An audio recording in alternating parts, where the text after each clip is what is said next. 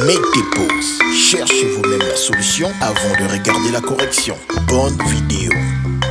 Pour cet exercice, on nous rappelle la linéarité de l'espérance qui comporte deux points. Le premier point dit que l'espérance de AX est égale à l'espérance de X où A est un réel et X une variable aléatoire.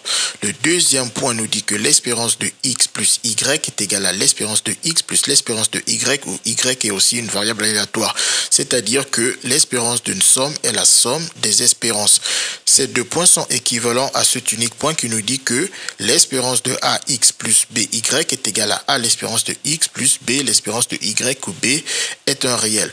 Donc on nous donne un exemple, on nous parle d'une pièce non truquée qui nous permet de gagner 2 € si on l'obtient pile lors de son lancer et 0 € si on obtient face. Donc la loi de X est X qui prend deux valeurs 0 et 2 avec les mêmes probabilités, une chance sur deux étant donné que la pièce est non truquée.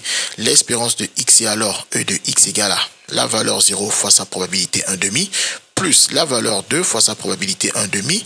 Le calcul nous donne 1, donc en moyenne nous gagnons 1 € par partie sur un grand nombre de parties quand nous jouons à ce jeu. Ensuite, une autre expérience aléatoire nous dit que nous tirons des boules indiscernables au toucher dans une urne qui comporte 3 boules numérotées de 1 à 3. La variable aléatoire Y nous donne le gain correspondant au numéro de la boule tirée. 1 € si je tire la boule de numéro 1, 2 € si je tire la boule de numéro 2, 3 € si je tire la boule de numéro 3.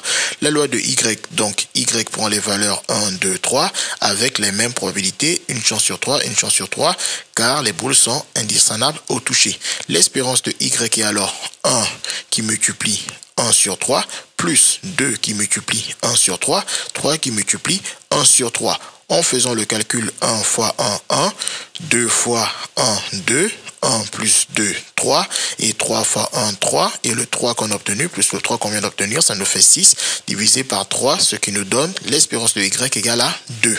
Maintenant, on va calculer le gain total si on joue à ces deux parties. Donc, ici, je joue au premier jeu avec mon lancer de pièces. Je peux donc soit obtenir 2, soit obtenir 0 avec des probabilités de 1 chance sur 2, 1 chance sur 2. Et ensuite, je tire une boule dans l'urne. Je peux obtenir soit 1 €, 2 €, 3 € avec des probabilités de 1 tiers. Donc, nous obtenons cet arbre. Ici, nous calculons toutes les issues possibles et donc les gains que l'on peut obtenir en jouant à ces deux jeux. Donc, si j'obtiens 2 € la première fois, si j'obtiens ensuite 1 € avec le deuxième jeu, ça me fait 2 € plus 1 €, j'obtiens 3 €. Si j'obtiens 2 € avec le premier jeu, avec le deuxième jeu, j'obtiens 2 €, ce qui me donne 2 plus 2 égale à 4, etc. Si j'obtiens 2 avec le premier jeu et 3 avec le deuxième jeu, ça me fait 2 plus 3 égale à 5, etc. Pour les probabilités se calculent en multipliant les probabilités qui sont sur le chemin qui va mener à l'issue. Par exemple, pour obtenir 3 € en jouant ces deux jeux, je fais 1/2 fois 1 tiers qui me donne 1 sixième qui est la probabilité d'obtenir 3. Et comme j'ai tout le temps 1/2 pour les premières branches et 1 tiers pour les deuxièmes branches, à chaque fois, j'aurai toujours le même produit, 1/2 fois 1 tiers. Et donc, on obtient que tous ces résultats ici marqués sont équiprobables. Ils ont tous cette même probabilité de 1 sixième.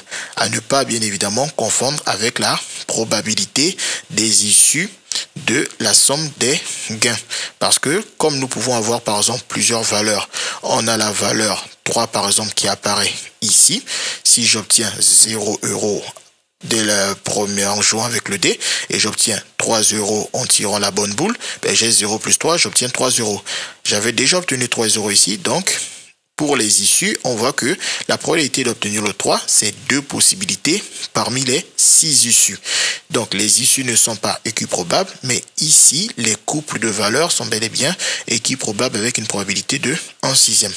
Une fois que j'ai maintenant toutes les valeurs de la variable aléatoire x plus y, à savoir, je peux obtenir le 1, que je peux obtenir le 2, que je peux obtenir le 3, que je peux obtenir le 4, que je peux obtenir le 5, je prends les probabilités obtenues ici pour calculer les probabilités de chacune de ces valeurs. Le 1 n'apparaît qu'une seule fois, donc j'ai une seule possibilité sur les 6 possibilités. Le 2 aussi n'apparaît qu'une seule fois, une seule possibilité sur les 6. Le 3, il apparaît 2 fois, donc ça me fait 2 possibilités sur les 6. Pareil pour le 4, une possibilité sur le 6, le 5, une possibilité sur le 6. Et ensuite, je calcule l'espérance de cette somme de variables aléatoires en faisant la valeur 1 fois sa probabilité, la valeur 2 fois sa probabilité, la valeur 3 fois sa probabilité, et la valeur 4 fois sa probabilité, la valeur 5 fois sa probabilité.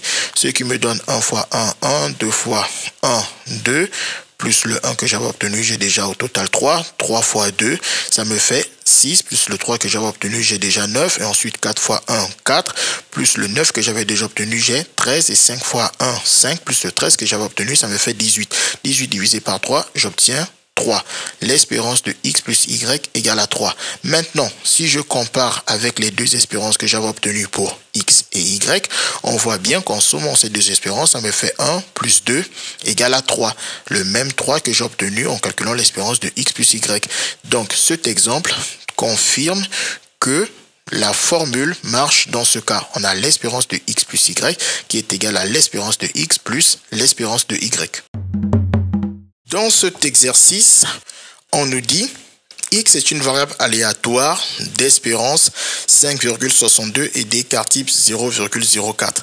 Et y est une variable aléatoire d'espérance moins 1,59 et d'écart type 0,12. X et y sont indépendantes. Donc, ici, on nous demande de calculer l'espérance de x plus y. On sait que l'espérance d'une somme est la somme des espérances. Donc, on commence déjà par écrire notre formule. L'espérance de la somme de x plus y est égale à la somme des espérances de x et de y. Maintenant, il faut retrouver la valeur de l'espérance de x dans l'énoncé. On nous a clairement dit que x est une variable aléatoire d'espérance 5,62. Donc, l'espérance de x est 5,62. Et pareil, dans l'énoncé, je trouve l'espérance de y. On me dit que y est une variable aléatoire d'espérance moins 1,59.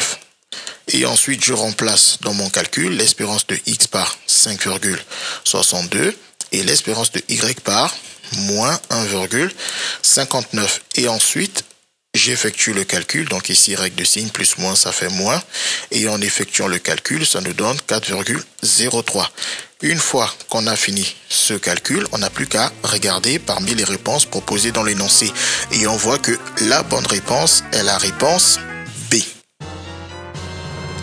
Ce qu'il fallait déterminer.